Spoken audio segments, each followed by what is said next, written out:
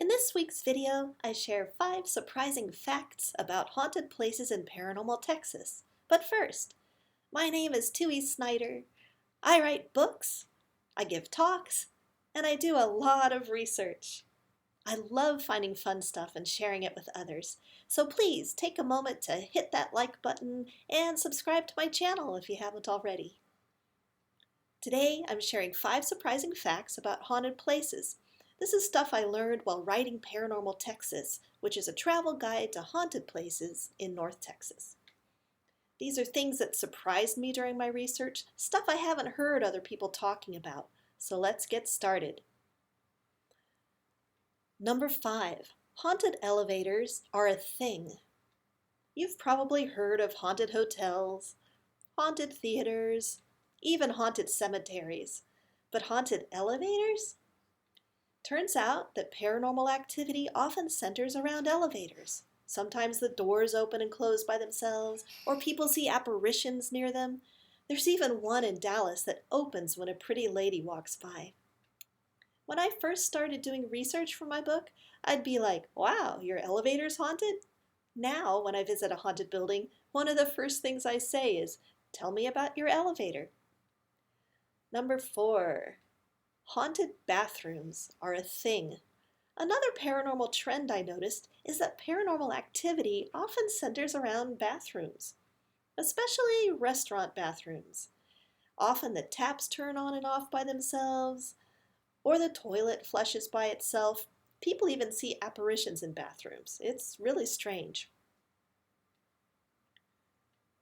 Number 3. Not all paranormal teams are professional. Think about it. Anybody can call themselves a paranormal investigator. They don't have to be certified or obtain a degree. While researching this book, I attended a lot of paranormal investigations. I had some wonderful experiences, and I had some real duds. I went on this one investigation, and it was more like a bachelor party gone wrong than a ghost hunt.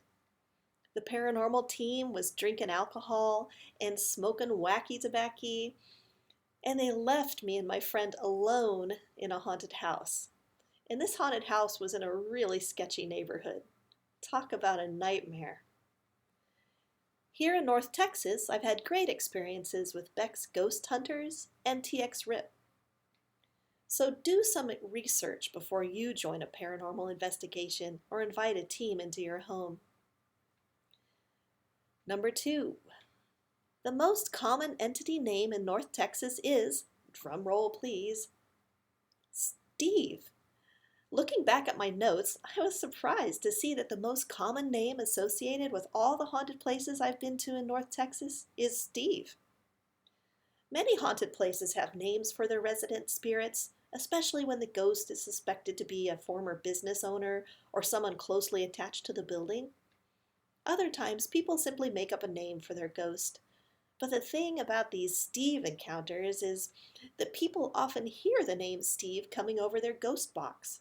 And I know it's not just some entity named Steve that follows me around, because often when I get to a haunted location, the people there will tell me they have encountered a Steve. I don't know if Steve appears all over Texas, but it'd be really fun to find out what the most common name is in other areas. In fact, it sounds like a really good excuse for a road trip. Okay, before we get to that number 1 spot, remember to hit the like button and click subscribe if you haven't already, and tap the bell to turn on channel notifications so you'll know when I post more goodies. Number 1, you need to take notes. Case in point, everything I just shared with you. If I had not been taking notes along the way, I would not have connected the dots. I wouldn't have noticed these trends. The same goes for you. I know it's tempting to skip this part, especially when you've been up all night on a paranormal investigation and all you really want is some coffee or maybe a nap. But it's easy to forget details that can be important later. So find a way to take a few notes as soon as possible after your investigation. You can even just record a voice memo on your phone. Who knows what you'll discover?